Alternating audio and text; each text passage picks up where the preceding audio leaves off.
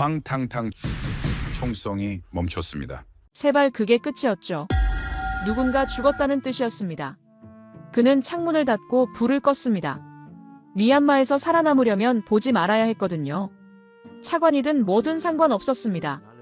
이 나라에선 내일 아침이 보장되지 않았으니까요. 1997년 미얀마는 끝난 나라였습니다. 국제사회는 포기했고 우아웅초 역시 마찬가지였죠. 그런데 1958년 그의 책상에 한 통의 제안서가 놓였습니다. 발신국은 한국, 100개 마을 동시 개발이라고요. 그는 코웃음을 쳤습니다. 미친 소리라고 생각했죠. 세계은행도 못한 일을 한국이 한다고요? 하지만 3년 후 그는 숫자 앞에서 멈춰 섰습니다. 도로 완공률 98%, 소득 증가율 220%. 이게 진짜입니까? 대체 한국은 무엇을 한 겁니까? 나라가 망한다는 게 뭘까요? 전쟁입니까? 아닙니다. 가난입니까? 그것도 아닙니다. 진짜 망한다는 건 아무도 기대하지 않게 되는 겁니다. 국민도, 정부도, 국제사회도요. 1990년대 미얀마가 그랬습니다. 저는 그 안에서 일했죠. 차관급 관료로서요. 그리고 저 역시 포기하고 있었습니다. 제 소개를 먼저 하겠습니다. 우아웅초, 미얀마 차관급 관료입니다. 하지만 그게 중요합니까? 이 나라에선 차관도 총알을 피해야 했거든요. 저는 국가개발 계획을 세우는 사람이었습니다. 하지만 믿지 않았죠. 제가 쓴 계획을 말이에요. 20년간 같은 보고서를 반복해서 쓰고 있었습니다. 아무것도 바뀌지 않았거든요. 1997년이었습니다. 미얀마 국민 평균 수명은 58세였고 전기 보급률은 13%에 불과했죠. 1인당 GDP는 200달러였습니다. 저는 이 숫자들을 매일 봤습니다. 보고서에 적었고 회의에서 발표했죠. 하지만 아무도 읽지 않았습니다. 국제사회는 이미 우리를 포기했거든요. 군사 독재, 내전, 경제 제재. 이 세 단어가 미얀마의 전부였습니다. 외국 기업들은 하나둘 떠났고 투자는 완전히 끊겼죠. 원조 기관들도 철수했습니다. 남은 건 가난뿐이었어요. 그것도 대물림되는 가난이었습니다. 전기는 하루 2시간만 들어왔습니다. 그것도 운이 좋을 때만이었죠. 대부분의 국민들은 촛불로 밤을 보냈습니다. 식수는 강물을 끓여서 마셨어요. 수도 같은 건 수도에만 있었습니다. 지방 마을들은 우물조차 말라 있었거든요. 도로는 비만 오면 끊겼습니다. 전부 흙길이었거든요. 우기만 되면 30개 이상의 마을이 완전히 고립됐죠. 식량 수송이 중단됐습니다. 구호품도 들어갈 수 없었어요. 저는 매번 보고서를 썼습니다. 도로 복구가 시급하다고요. 예산을 요청했죠. 하지만 돌아오는 건 침묵뿐이었습니다. 10년째 같은 내용의 보고서를 쓰고 있었거든요. 미얀마는 원래 농업국가였습니다. 땅은 넓었고 비도 충분히 내렸죠. 하지만 수확량은 형편없었습니다. 기술이 없었거든요. 비료도 부족했고 농기계는 구경조차 할 수 없었습니다. 농부들은 100년 전 방식 그대로 농사를 지었어요. 손으로 씨를 뿌리고 손으로 걷어들였죠. 그렇게 죽어라 일해도 배를 채울 수 없었습니다. 더 큰 문제는 고리대 금업자들이었습니다. 그들이 마을 전체를 장악하고 있었거든요. 이자율이 월 10%였습니다. 농부들은 씨앗을 사려고 돈을 빌렸어요. 수확을 해도 빚을 갚을 수 없었죠. 그래서 다음 해에 또 빌렸습니다. 평생을 빚더미에서 살았어요. 그들의 자식들도 마찬가지였습니다. 저는 외국 원조기관과 회의를 자주 했습니다. 그들은 매번 같은 질문을 했죠. 미얀마 정부의 개혁 의지는 어떻습니까? 저는 대답할 수 없었습니다. 개혁이요? 군부가 총을 쥐고 있는데 무슨 개혁을 하겠습니까? 그들은 실망한 표정으로 고개를 저었습니다. 회의는 30분 만에 끝났고 원조는 거부됐죠. 동료 관료들과 술을 마셨습니다. 누군가 한숨을 쉬며 말했어요. 우리 세대에는 안 바뀔 겁니다. 아무도 반박하지 않았습니다. 저도 마찬가지였거든요. 희망이라는 단어는 사치였습니다. 우리에겐 오늘을 버티는 것만이 전부였어요. 저는 매일 아침 출근했습니다. 보고서를 쓰고 회의를 하고 집에 돌아왔죠. 하지만 알고 있었습니다. 이 모든 게 무의미하다는 걸요. 미얀마는 단순히 가난한 나라가 아니었습니다. 이미 국제사회로부터 완전히 포기된 나라였거든요. 그런데 1998년 어느 날이었습니다. 제 책상에 한 통의 제안서가 놓여 있었어요. 발신국을 보고 눈을 의심했습니다. 한국이라고 적혀 있었거든요. 저는 그 나라를 잘 몰랐습니다. 아시아 어딘가에 있는 나라라는 것만 알고 있었죠. 제안서를 펼쳤습니다. 그리고 코웃음을 쳤어요. 100개 마을을 동시에 개발하겠다고요? 미쳤습니까? 이게 대체 무슨 소립니까? 저는 제안서를 다시 펼쳤습니다. 혹시 잘못 읽은 건 아닐까 싶었거든요. 하지만 아니었습니다. 100개 마을, 동시개발, 전국 단위 프로젝트. 그대로 적혀 있었죠. 이건 상식이 아니었습니다. 원조라는 게 뭡니까? 저는 20년간 그 판을 지켜봤습니다. 패턴이 있었어요. 어느 나라든 어느 기관이든 똑같았죠. 시범 마을 1개, 많아야 2개를 선정합니다. 우물을 파주고 학교를 하나 지어주죠. 사진 찍고 보고서 쓰고 성과 발표를 합니다. 그게 전부였어요. 왜 그럴까요? 간단합니다. 실패 대비 설계거든요. 혹시 안 되더라도 손해를 최소화하는 겁니다. 책임도 작아지죠. 누구도 성공을 전제로 원조를 하지 않았습니다. 애초에 믿지 않았거든요. 가난한 나라가 변할 거라는 걸 말이에요. 그런데 한국의 제안서는 달랐습니다. 100개 마을을 동시에 시작한다고요? 처음부터 대규모 투입이라니요? 이건 실패를 고려하지 않은 설계였습니다. 아니, 실패를 상상조차 하지 않은 것처럼 보였어요. 도대체 무슨 근거로 이런 계획을 세운 겁니까? 저는 계산기를 두드렸습니다. 100개 마을이면 최소 10만 명 이상의 주민이 영향을 받습니다. 도로, 전기, 식수, 농업기술, 교육까지 전부 포함돼 있었어요. 이 규모면 실패했을 때 국제적 망신입니다. 한국은 그걸 감수하겠다는 겁니까? 이해할 수 없었습니다. 저는 제안서를 들고 상급자를 찾아갔죠. 그는 제안서를 훑어보더니 피식 웃었습니다. 이런 걸 진지하게 검토할 필요가 있겠느냐고 물었어요. 한국이 뭘 안다고 미얀마에 와서 이런 제안을 하느냐고요. 저는 대답하지 못했습니다. 저도 같은 생각이었거든요. 회의가 소집됐습니다. 국제협력 담당 관료들이 모였죠. 한국의 제안서가 테이블 위에 놓였습니다. 누군가 말했어요. 한국이 돈이 많나 보다고요. 그렇지 않고서야 이런 무모한 계획을 세울 리 없다고 했습니다. 또 다른 누군가는 고개를 저었습니다. 내전 중인 나라에서 100개 마을을 관리하는 게 가능하겠느냐고 물었죠. 저는 조용히 앉아 있었습니다. 그들의 말이 틀리지 않았거든요. 미얀마는 안정된 나라가 아니었습니다. 언제 어디서 총성이 들릴지 모르는 곳이었어요. 도로는 끊겼고 통신은 불안정했죠. 이런 환경에서 100개 마을을 동시에 관리한다는 건 불가능에 가까웠습니다. 회의는 결론 없이 끝났습니다. 하지만 분위기는 명확했어요. 아무도 이 제안을 진지하게 받아들이지 않았습니다. 한국이라는 나라가 뭔지도 잘 몰랐고 설사 안다 해도 믿지 않았거든요. 가난한 나라를 변화시킬 수 있다는 걸 말이에요. 저는 자료를 찾아봤습니다. 한국에 대해서요. 1950년대에 전쟁이 있었다고 적혀 있었습니다. 그 후 폐허에서 시작했다고 하더군요. GDP가 미얀마보다 낮았다고 했습니다. 그런데 지금은 어떻습니까? 선진국 문턱에 있다고 하더군요. 흥미로웠습니다. 하지만 믿기지 않았어요. 그게 가능한 일입니까? 30년 만에 폐허에서 선진국으로요? 자료가 과장됐거나 아니면 특수한 상황이 있었을 겁니다. 미얀마와는 다른 조건이었을 거예요. 외국 원조 기관들의 반응은 더 냉담했습니다. 저는 유엔 개발 계획 담당자를 만났어요. 그는 한국의 제안서를 보더니 코웃음을 쳤습니다. 비현실적이라고 했죠. 내전 국가에서 이런 규모의 프로젝트는 실패가 뻔하다고 말했습니다. 세계은행 관계자도 비슷한 반응이었어요. 한국이 개발 경험이 있느냐고 비꼬듯 물었습니다. 저는 그들의 말을 부정할 수 없었습니다. 상식적으로 생각하면 맞는 말이었거든요.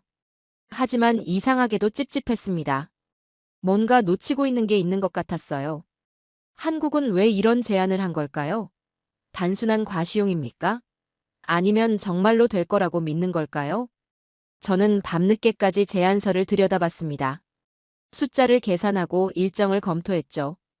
어떻게 봐도 위험했습니다. 실패 확률이 훨씬 높았어요. 그런데도 한국은 이걸 밀어붙이려는 겁니까? 결국 저는 결론을 내렸습니다. 이건 희망이 아니라 계산이 맞지 않는 선택이라고요. 한국이 뭘 믿고 이런 제안을 했는지는 모르겠습니다. 하지만 저는 성공할 거라고 생각하지 않았어요. 그래도 거부하지는 않았습니다. 어차피 잃을 게 없었거든요. 미얀마는 이미 바닥이었으니까요. 1999년 봄이었습니다. 한국팀이 도착했어요. 저는 공항에서 그들을 맞았습니다. 10명 정도였죠. 기술자들과 관리자들이었습니다.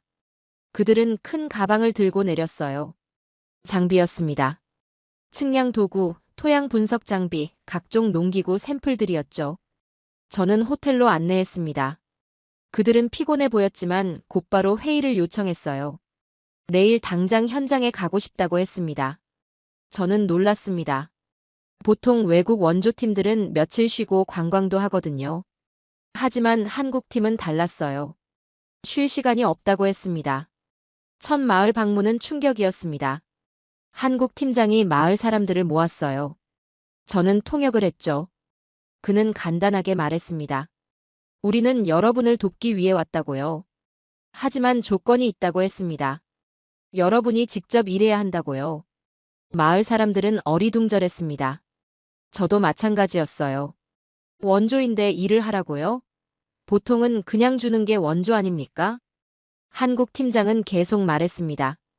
우리는 식량을 나눠주지 않겠다고요. 현금도 주지 않겠다고 했습니다. 대신 기술을 가르쳐 주겠다고 했어요. 도로를 만들 건데 여러분이 함께 만들어야 한다고 했죠. 농사 방법을 알려줄 건데 여러분이 직접 실천해야 한다고 했습니다. 마을 사람들 표정이 굳었습니다. 저는 그들의 마음을 알 수 있었어요. 기대가 빗나간 겁니다. 원조라고 해서 뭔가 받을 줄 알았는데 오히려 일을 더 해야 한다니요. 실망스러웠을 겁니다. 저도 이해할 수 없었습니다. 이게 대체 무슨 원조입니까? 원조는 주는 거잖아요. 그런데 요구를 하다니요. 그것도 노동을 요구하다니요. 가난한 사람들에게 더 일하라고 하는 게 말이 됩니까? 한국팀은 다음 날부터 바로 시작했습니다. 도로 측량을 했어요. 마을 사람들을 불렀습니다. 함께 일하자고 했죠. 처음에는 아무도 나오지 않았습니다. 당연했어요. 왜 나가야 합니까? 돈도 안 주는데요. 하지만 한국팀은 포기하지 않았습니다. 매일 나왔어요. 스스로 삽을 들고 땅을 팠습니다.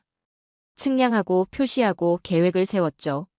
며칠이 지나자 마을 사람 몇 명이 나왔습니다. 호기심이었을 겁니다. 한국팀은 그들에게 도구를 쥐어줬어요. 함께 일을 시작했습니다. 저는 그 모습을 지켜봤습니다. 이상했어요. 한국 팀원들은 지시만 하지 않았습니다. 직접 삽을 들고 땅을 팠거든요. 마을 사람들과 똑같이 땀을 흘렸죠. 관리자와 기술자가 육체 노동을 한다고요? 이건 제가 본 어떤 원조팀과도 달랐습니다. 농업기술 교육도 마찬가지였습니다. 한국 농업 전문가가 왔어요. 그는 논에 들어갔습니다. 직접 시범을 보였죠. 이렇게 심고, 이렇게 관리하고, 이렇게 거둔다고요. 마을 사람들은 처음엔 반신반의했습니다. 하지만 그 전문가는 매일 나왔어요. 같은 말을 반복했습니다. 저는 한국 팀장에게 물었습니다. 왜 이렇게 하느냐고요? 그냥 자재를 주고 기술자를 파견하면 되지 않느냐고요. 그가 대답했습니다. 그렇게 하면 우리가 떠난 후에 아무것도 남지 않는다고요. 마을 사람들이 스스로 할 수 있어야 한다고 했습니다. 저는 이해하지 못했습니다. 아니, 이해하고 싶지 않았는지도 모릅니다. 이건 너무 느렸거든요. 효율적이지도 않았어요. 그냥 주고 끝내는 게 훨씬 빠르지 않습니까? 왜 이렇게 복잡하게 하는 겁니까? 다른 마을에서도 똑같았습니다. 한국 팀은 100개 마을을 돌아다녔어요. 같은 방식이었습니다. 주민 참여를 요구했고 함께 일했죠. 어떤 마을에서는 거부당했습니다. 일할 시간이 없다고 당장 먹고 살기 바쁘다고 했어요. 한국팀은 설득했습니다. 지금 시간을 투자하면 나중에 더 나아진다고요. 저는 회의적이었습니다. 과연 그럴까요? 이 사람들은 100년간 가난했습니다. 지금 몇 달 일한다고 달라질까요? 저는 믿지 않았어요. 그런데 어느 날이었습니다. 한국팀이 회의를 소집했어요. 자료를 보여줬습니다. 사진들이었죠. 1970년대 한국 농촌 사진이었습니다. 저는 놀랐어요. 미얀마랑 똑같았거든요. 초가집, 흙길, 가난한 농부들. 차이가 없었습니다. 한국 팀장이 말했습니다. 우리도 30년 전엔 여러분과 같았다고요. 가난했고 희망이 없었다고 했습니다. 하지만 바뀌었다고요. 어떻게요? 새마을 운동이라는 걸 했다고 합니다. 저는 그 단어를 처음 들었습니다. 새마을 운동. 무슨 뜻인지 몰랐어요. 한국 팀장이 설명했습니다. 마을 사람들이 스스로 일어선 거라고요. 정부가 도왔지만 주민들이 움직였다고 했습니다. 도로를 만들고 집을 고치고 농사 방법을 바꿨다고요. 저는 고개를 끄덕였습니다. 하지만 속으로는 여전히 의심했어요. 한국은 한국이고 미얀마는 미얀마 아닙니까? 상황이 다른데 같은 방법이 통할까요? 한국 팀장이 마지막으로 말했습니다. 우리는 여러분을 도우러 온 게 아니라고요. 여러분이 스스로 일어서도록 하러 왔다고 했습니다. 저는 그때 깨달았습니다. 이건 원조가 아니었어요. 이건 뭔가 다른 거였습니다. 6개월이 지났고 저는 정기 보고서를 작성하고 있었습니다. 한국 프로젝트 진행 상황을 적어야 했거든요. 솔직히 말씀드리면 저는 큰 기대를 하지 않았습니다. 아마 실패 사례가 몇 개 나올 거라고 생각했어요. 그래서 담당 공무원에게 현장 보고를 요청했죠. 담당 공무원이 제 사무실로 들어왔습니다. 손에는 두툼한 서류 뭉치를 들고 있었어요. 100개 마을의 현황 보고서였습니다.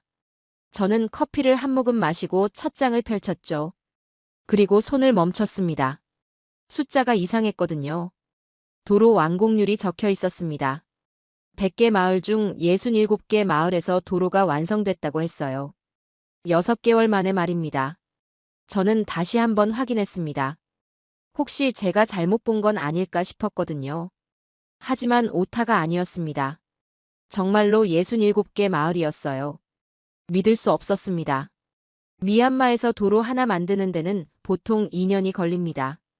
예산 문제도 있고 자재 수급도 어렵고 인력 확보도 쉽지 않았거든요. 그런데 단 6개월 만에 67개 마을에 도로가 깔렸다는 겁니까? 저는 담당 공무원을 쳐다봤습니다. 정말로 확인한 거냐고 물었죠. 그는 고개를 끄덕이며 대답했습니다. 직접 현장에 다녀왔다고 했어요. 도로가 정말로 깔려 있더라고 말했습니다. 그것도 콘크리트로 제대로 포장까지 됐다고 했죠. 저는 사무실 벽에 걸린 미얀마 지도를 바라봤습니다. 67개 마을의 위치를 머릿속으로 그려봤어요. 북부, 중부, 남부에 흩어져 있었습니다. 어떻게 이렇게 동시에 진행한 겁니까? 한국팀이 대체 몇 명입니까? 100명도 안 되는 인원으로. 어떻게 이런 일을 해낸 겁니까? 저는 다음 페이지를 넘겼습니다. 교량 복구 현황이 적혀 있었어요. 23개 마을에서 끊겼던 다리가 복구됐다고 했습니다. 이것도 믿기 어려웠습니다. 교량 공사는 도로보다 훨씬 더 복잡하고 기술이 필요한 작업이거든요. 저는 계산기를 꺼내 두드려 봤습니다. 이 속도라면 1년 안에 100개 마을 전부 완공되겠더군요. 말이 됩니까? 미얀마 정부가 10년 동안 해내지 못한 일을 한국이 1년 만에 완성한다고요? 이건 도저히 납득이 안 됐습니다. 저는 현장에 직접 가보기로 결심했어요. 보고서만 보고 믿을 수는 없었습니다. 이 눈으로 직접 확인해야 했거든요. 첫 번째 마을은 북부 지역에 있었습니다. 양곤에서 차로 5시간 거리였죠. 예전에는 7시간이 걸렸던 곳입니다. 벌써 도로가 개선됐다는 증거였어요. 차를 몰고 가면서 저는 계속 생각했습니다. 혹시 보고서가 과장된 건 아닐까요? 마을에 도착했을 때 저는 차에서 내려 그 자리에 멈춰 섰습니다. 도로가 정말로 있었거든요. 깨끗하게 콘크리트로 포장된 도로였습니다. 6개월 전만 해도 비만 오면 진흙탕이 되던 곳이었어요. 제가 직접 와봤던 곳이었습니다. 그런데 지금은 완전히 달라져 있었죠. 마을 사람들이 자전거를 타고 지나갔습니다. 예전에는 자전거가 없었어요. 흙길에서는 탈 수가 없었거든요. 하지만 이제는 달랐습니다. 도로가 생기자 사람들이 자전거를 샀던 겁니다. 아이들이 깨끗한 교복을 입고 학교로 가고 있었어요. 예전에는 우기만 되면 한 달씩 학교를 못 갔던 아이들이었습니다. 저는 마을 이장을 찾아갔습니다. 그는 쟤를 보자 환하게 웃었어요. 오랜만에 보는 웃음이었습니다. 미얀마 시골 마을 사람들은 보통 웃지 않거든요. 웃을 일이 없었으니까요. 이장이 말했습니다. 도로가 생기고 나서 모든 게 달라졌다고요. 이제는 농산물을 시장에 가져갈 수 있게 됐다고 했습니다. 예전에는 수확해도 썩혔어요. 운반할 방법이 없었거든요.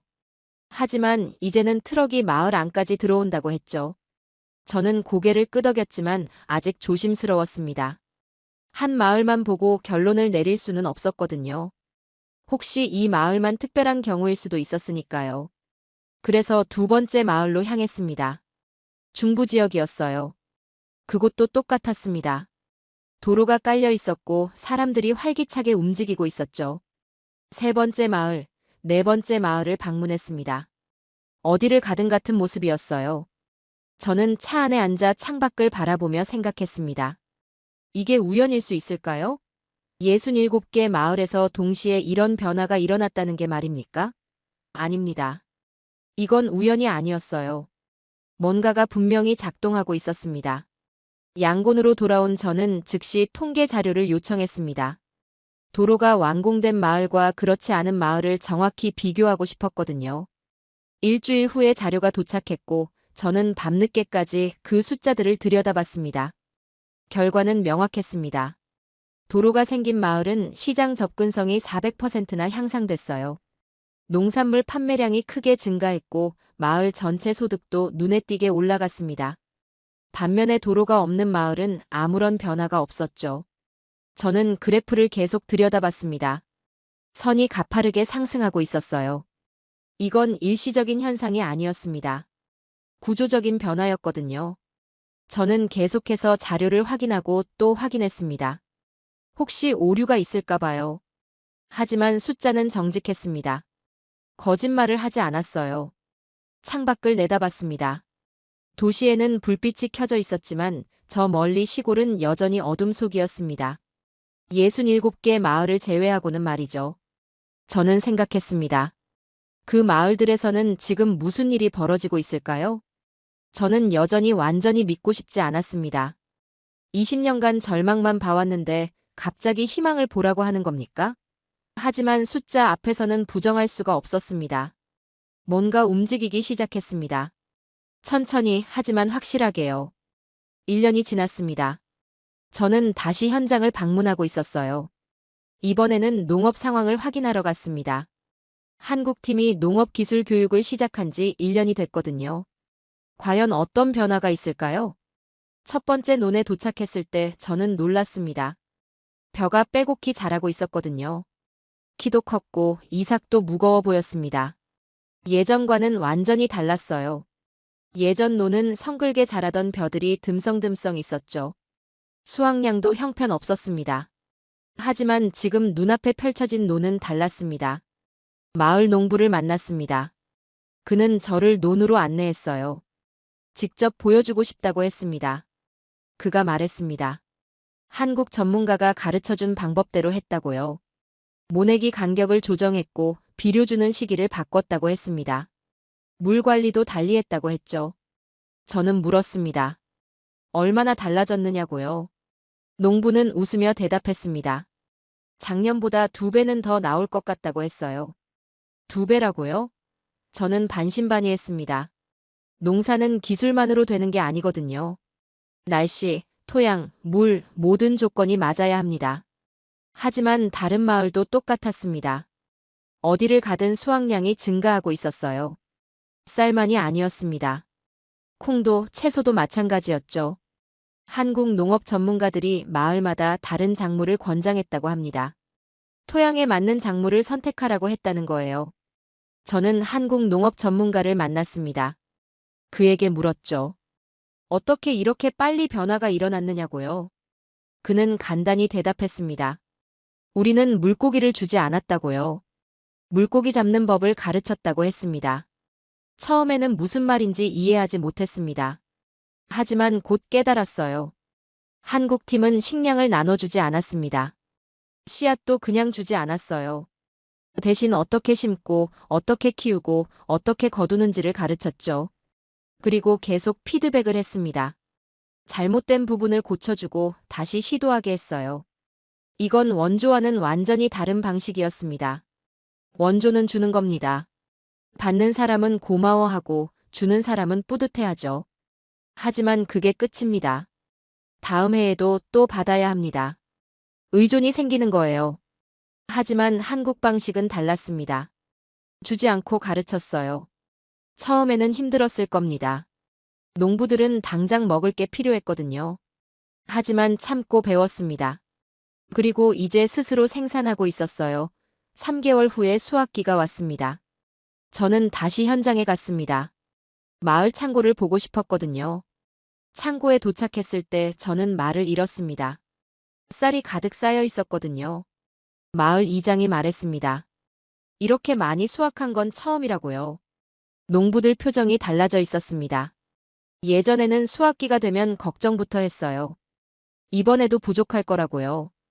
빚을 더 져야 할 거라고 생각했죠. 하지만 지금은 달랐습니다. 남을 수도 있다는 기대가 있었어요. 저는 한 농부에게 물었습니다.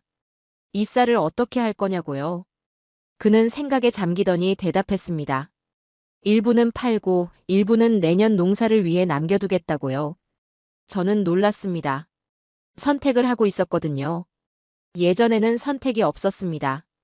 수확한 건 전부 먹거나 빚 갚는 데 써야 했어요. 하지만 이제는 선택할 수 있었습니다. 다른 마을들도 확인했습니다. 상황은 비슷했어요. 수확량이 증가했고 창고가 차기 시작했습니다. 처음으로 여유가 생긴 겁니다. 저는 통계 자료를 요청했습니다. 정확한 수치를 알고 싶었거든요. 자료가 도착했습니다. 100개 마을 중 83개 마을에서 수확량이 증가했다고 나와 있었어요. 평균 증가율은 150%였습니다. 1.5배가 늘어난 겁니다.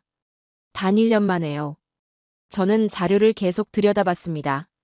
믿기 어려웠거든요. 하지만 숫자는 거짓말하지 않습니다. 정말로 땅이 반응하고 있었어요. 아니, 땅이 아니었습니다. 사람이 반응하고 있었던 겁니다. 기술을 배운 사람들이 스스로 생산성을 높이고 있었어요. 저는 보고서를 작성하면서 한 문장을 적었습니다. 농업 생산성 향상으로 식량 자급 가능성 확인됨. 하지만 제 마음속에는 다른 생각이 있었습니다. 이게 정말 지속될 수 있을까요? 왜냐하면 문제가 하나 남아 있었거든요. 수확량은 늘었습니다. 창고는 차올랐죠. 하지만 농부들은 여전히 가난했습니다. 왜일까요? 간단했습니다. 돈이 없었거든요. 쌀을 팔아도 제값을 받지 못했습니다. 중간 상인들이 가격을 후려쳤어요. 농부들은 선택권이 없었습니다. 빚이 있었거든요. 당장 현금이 필요했죠. 그래서 헐값에 팔 수밖에 없었습니다. 더 큰 문제는 저축이 불가능하다는 거였습니다. 은행은 시골 마을에 없었어요. 있어도 농부들은 계좌를 만들 수 없었습니다. 신분증도 제대로 없었고 담보도 없었거든요. 그래서 돈이 생기면 집에 숨겨놨습니다. 하지만 안전하지 않았죠. 저는 깨달았습니다. 생산은 늘었지만 돈의 문제가 해결되지 않으면 이 사람들은 계속 가난할 거라고요. 우리는 처음으로 배부른 가난을 경험하고 있었습니다. 한국 팀은 이미 알고 있었던 것 같습니다. 다음 단계를 준비하고 있었거든요. 저는 그들의 회의에 참석했습니다. 새로운 계획이 테이블 위에 놓였어요. 새마을 금고라는 단어가 적혀 있었습니다. 새마을 금고. 저는 그 단어를 보면서 고개를 갸우뚱했습니다. 금고라고요? 한국 팀장이 설명했어요. 이건 일반 은행과는 다르다고 했습니다. 마을 사람들이 직접 운영하는 금융 시스템이라고 했죠. 저는 물었습니다. 마을 사람들이 금융 시스템을 운영한다고요? 그들은 교육도 제대로 받지 못했습니다. 금융 지식이 있을 리 없었어요. 한국 팀장은 웃으며 말했습니다. 그래서 가르친다고요. 처음에는 작게 시작하고 천천히 배워가면 된다고 했죠. 저는 회의적이었습니다. 하지만 한국 팀은 이미 준비를 마친 상태였어요. 시범 마을 10곳을 선정했고 주민 교육을 시작했습니다. 마을 회관에 사람들이 모였고 한국 금융 전문가가 설명했습니다. 조금씩 돈을 모으면 서로 빌려줄 수 있다고요. 이자는 낮게 책정하고 갚을 때도 여유를 준다고 했죠. 한 농부가 물었어요. 우리가 무슨 돈을 모읍니까? 당장 먹고 살기도 힘든데요. 한국 전문가는 고개를 끄덕였습니다. 그래서 처음에는 정부와 한국이 종자돈을 지원한다고 했어요. 마을당 500달러에서 1000달러 정도라고 했습니다. 저는 코웃음을 쳤습니다. 그 돈으로 뭘 하겠습니까? 3개월 후에 첫 번째 새마을 금고가 문을 열었습니다. 마을 회관 한쪽에 작은 금고가 놓였고 장부도 준비됐습니다.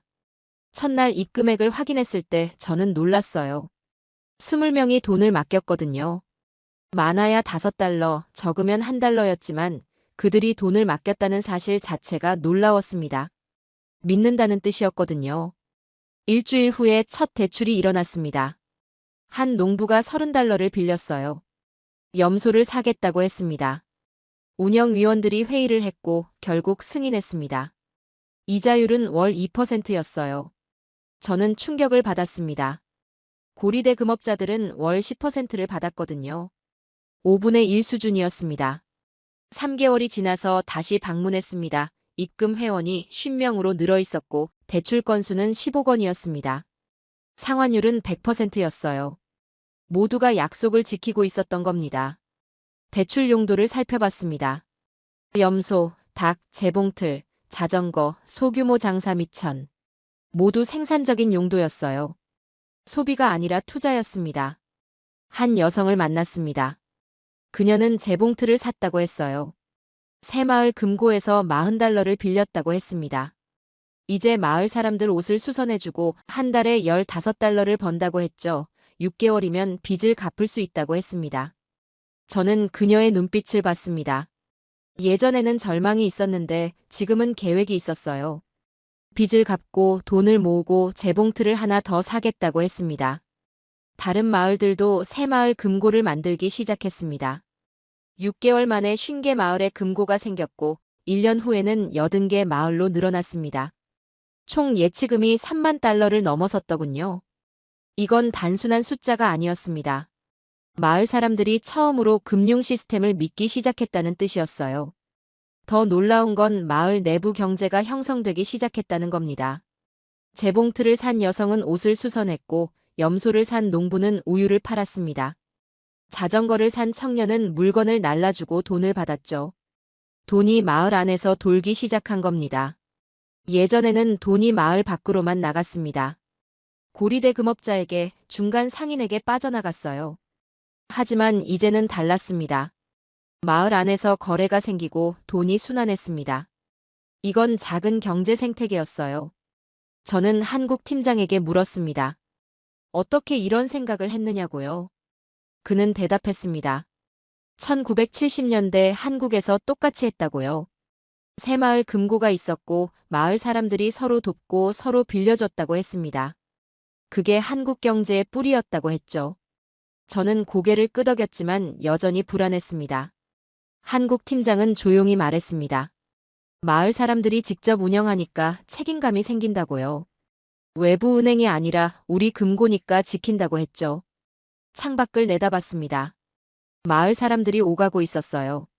장을 보고 물건을 팔고 이야기를 나누고 있었습니다. 돈이 돌자 사회가 움직이기 시작했습니다. 3년이 지났습니다. 저는 회의실에 앉아 있었어요. 외부 평가단이 도착한 날이었습니다. 세계은행과 유엔 개발 계획에서 파견된 전문가들이었죠. 그들은 한국의 새마을 운동 이식 프로젝트를 평가하러 왔습니다. 저는 긴장하고 있었습니다. 3년간의 노력이 이 평가로 판가름 날 테니까요. 한국 팀도 자리에 함께했습니다. 그들의 표정도 굳어 있었어요. 평가단장이 서류를 펼쳤습니다. 두툼한 보고서였죠. 3개월간 현장 조사를 한 결과물이었습니다. 평가단장이 말문을 열었습니다. 먼저 물리적 성과부터 발표하겠다고 했어요. 저는 숨을 죽이고 들었습니다. 도로 완공률 98%. 100개 마을 중 98개 마을에서 도로가 완성됐다고 합니다. 전기 보급률은 73%로 상승했고요. 식수 접근성은 91%까지 개선됐다고 했습니다. 숫자가 계속 이어졌습니다. 농업 생산성은 평균 180% 증가했어요. 가구당 평균 소득은 3년 전 대비 220% 상승했습니다. 비교 마을들, 그러니까 프로젝트에 포함되지 않은 마을들과 비교했을 때 유의미한 차이가 있다고 했죠. 평가단장이 그래프를 보여줬습니다. 선이 가파르게 올라가고 있었어요. 저는 그 그래프를 보면서 믿기 어려웠습니다. 정말로 성공한 겁니까? 100개 마을이 동시에 변화했다는 겁니까? 회의실 분위기가 달라졌습니다. 한국 팀원들이 안도의 한숨을 쉬었어요. 저도 마찬가지였습니다. 3년간의 노력이 헛되지 않았다는 뜻이었거든요. 평가단장이 말했습니다. 이 프로젝트는 성공적이라고 평가할 수 있다고요. 저는 웃음이 나올 뻔했습니다. 성공이라고요? 제가 처음 제안서를 봤을 때 코웃음 쳤던 그 프로젝트가 성공이라고요? 한국 팀장도 웃고 있었습니다. 그들의 노력이 인정받은 순간이었죠. 하지만 평가단장이 다음 페이지를 넘겼습니다. 표정이 조금 달라졌어요. 그가 말했습니다. 다만 한 가지 지적할 부분이 있다고요. 저는 귀를 기울였습니다. 물리적 환경과 경제적 지표는 분명히 개선됐습니다. 하지만 사회적 자본의 변화는 뚜렷하지 않습니다. 회의실이 조용해졌습니다. 사회적 자본이요? 평가단장이 설명했습니다. 주민들 간의 자발적 협력, 공동체 의식, 자치 조직의 활성화 같은 것들 말입니다. 이런 부분에서는 한국의 새마을 운동만큼 강하게 나타나지 않았다고 했어요. 저는 그 말을 곱씹었습니다. 물리적으로는 성공했지만 사회적으로는 완전하지 않다는 뜻이었습니다. 평가단 한 명이 덧붙였어요. 한국의 1970년대 새마을 운동을 보면 주민들이 자발적으로 모여서 일했다고 합니다. 정부가 시키지 않아도 스스로 마을 일을 결정하고 실행했다고 하더군요. 하지만 미얀마는 달랐습니다. 한국 팀이 오면 일했지만 그들이 없으면 주도성이 떨어졌다고 합니다. 새마을 금고는 잘 작동했지만 마을 회의는 형식적인 경우가 많았다고 했어요. 주민들이 스스로 문제를 해결하기보다는 한국 팀에게 물어보는 경향이 있었다고 했죠. 저는 한국 팀장을 쳐다봤습니다. 그의 표정이 굳어 있었어요. 실망한 것처럼 보였습니다. 평가단장이 마무리 발언을 했습니다. 전체적으로는 성공적인 프로젝트지만 한국의 새마을 운동이 가졌던 자발성과 공동체 정신까지는 이식되지 않았다고 평가한다고 했습니다. 회의가 끝났습니다. 사람들이 하나둘 자리를 떠났어요.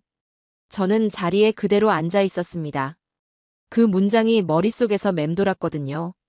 사회적 자본의 변화는 뚜렷하지 않다. 저는 생각했습니다. 이게 실패라는 뜻일까요? 아닙니다.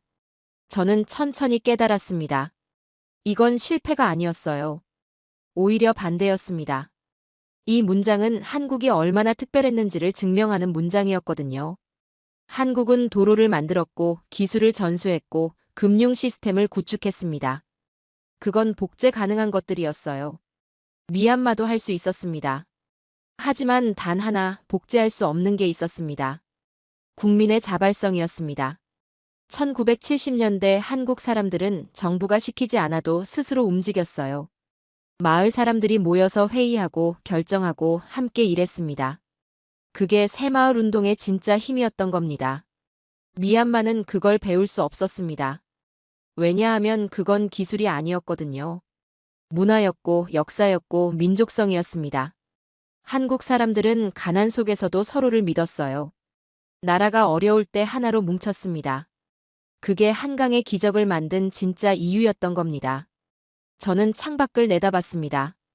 저 너머 어딘가에 100개 마을이 있었어요. 도로가 깔리고 전기가 들어오고 사람들이 돈을 벌고 있었습니다. 그것만으로도 기적이었습니다. 하지만 한국이 이뤄낸 진짜 기적은 그 이상이었던 겁니다. 저는 그날 밤 집으로 돌아가지 않았습니다. 사무실에 남아서 자료들을 다시 펼쳤어요. 한국의 새마을 운동 관련 문서들이었습니다. 3년 동안 계속 봐왔던 자료였지만 이제는 다르게 보였거든요. 1970년 4월 22일, 한국 대통령이 새마을 운동을 선언한 날이었습니다. 당시 한국은 가난했어요. 1인당 GDP가 250달러 정도였다고 합니다. 미얀마보다 조금 나은 수준이었죠. 농촌은 더 심각했습니다. 초가집에 흙길, 전기도 없고 식수도 부족했어요. 미얀마와 똑같았습니다. 하지만 달랐던 게 하나 있었습니다. 정부가 시멘트와 철근을 나눠줬을 때 한국 마을 사람들은 스스로 모여서 일했다고 합니다. 누가 시키지 않아도 새벽부터 나와서 도로를 만들고 지붕을 고쳤어요. 마을 회관에서 회의하고 함께 결정하고 함께 실행했습니다. 저는 그 대목에서 멈췄습니다. 누가 시키지 않아도요? 미얀마에서는 상상할 수 없는 일이었습니다. 우리는 관료가 지시해야 움직였어요. 외국 원조팀이 와야 일을 시작했죠. 스스로 모여서 마을 일을 논의하는 문화가 없었습니다. 한국은 달랐습니다. 자료를 읽다 보니 노래 가사가 나왔어요. 잘 살아보세, 잘 살아보세, 우리도 한번 잘 살아보세. 전 국민이 이 노래를 불렀다고 합니다. 단순한 노래였지만 그 안에 무언가가 있었어요. 국민적 합의였습니다. 우리가 함께 가난을 벗어나자는 약속이었죠. 저는 그때 깨달았습니다. 새마을 운동의 진짜 힘은 시멘트나 철근이 아니었다는 걸요. 기술도 아니었고 돈도 아니었습니다. 국민의 단결이었던 겁니다. 가난하지만 함께 일어서자는 집단적 의지였어요. 미얀마에는 그게 없었습니다. 우리는 너무 오랫동안 분열되어 있었어요. 군부와 민간, 도시와 시골, 민족 간 갈등. 서로를 믿지 못했습니다. 마을 사람들조차 개인주의적이었어요. 내 가족만 살면 된다는 생각이 뿌리 깊었죠. 한국은 전쟁을 겪었습니다. 폐허가 됐어요. 하지만 그 과정에서 하나가 됐던 것 같습니다. 우리는 같은 민족이고 함께 살아남아야 한다는 의식이 있었던 거예요. 그게 새마을 운동으로 폭발한 겁니다. 저는 평가 보고서의 그 문장을 다시 읽었습니다. 사회적 자본의 변화는 뚜렷하지 않다. 처음에는 실망스러웠습니다. 하지만 이제는 이해했어요. 이건 비판이 아니었습니다. 사실의 확인이었죠. 미얀마는 한국처럼 될 수 없다는 것을요. 왜냐하면 한국의 기적은 정책이 아니었거든요. 민족성이었습니다. 가난 속에서도 서로를 믿고 함께 일하고 국가를 위해 개인을 희생할 수 있었던 그 정신이 기적을 만든 겁니다. 그건 복제할 수 없는 것이었어요. 저는 창밖을 내다봤습니다.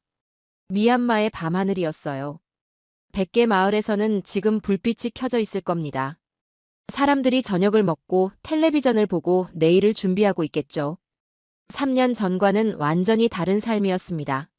한국이 우리에게 준 건 컸습니다. 도로, 기술, 금융 시스템. 그것만으로도 우리 삶은 바뀌었어요. 감사한 일이었습니다. 하지만 한국이 정말로 보여준 건 따로 있었습니다. 한 나라가 어떻게 스스로 일어서는지를 보여줬습니다. 외부의 도움이 아니라 내부의 단결로 기적을 만들 수 있다는 걸 증명했어요. 1970년대 한국은 누구의 도움도 제대로 받지 못했습니다. 미국의 원조는 끊겼고 국제사회는 무관심했죠. 하지만 국민들이 스스로 삽을 들었습니다. 미얀마는 달랐습니다. 우리는 한국의 도움을 받았어요. 그래서 변화가 일어났습니다. 하지만 그건 우리 스스로 만든 변화는 아니었죠. 한국이 있었기에 가능했던 겁니다. 저는 그게 부끄럽지 않았습니다. 오히려 명확하게 이해하게 됐어요. 한국의 위대함을요. 그들은 아무것도 없는 상태에서 스스로 일어섰습니다. 국민이 하나가 돼서 가난을 이겨냈어요. 그게 한강의 기적이었던 겁니다. 저는 보고서를 닫았습니다. 그리고 한 문장을 적었어요. 제 개인 노트에 말입니다. 한국의 새마을 운동은 기술의 승리가 아니었다. 민족의 승리였다. 그 기적은 한국인만이 만들 수 있었다. 저는 그 문장을 보면서 고개를 끄덕였습니다. 이게 제가 3년간 배운 진실이었습니다. 미얀마는 한국처럼 될 수 없습니다. 하지만 한국으로부터 배울 수는 있었어요. 진짜 변화는 외부에서 오지 않는다는 것을요. 내부에서 시작돼야 한다는 것을요. 오늘 영상은 여기까지입니다. 도움이 되셨다면 좋아요와 구독 알림 설정까지 부탁드려요. 다음 영상에서도 더 유익한 내용으로 찾아뵙겠습니다. 시청해주셔서 감사합니다.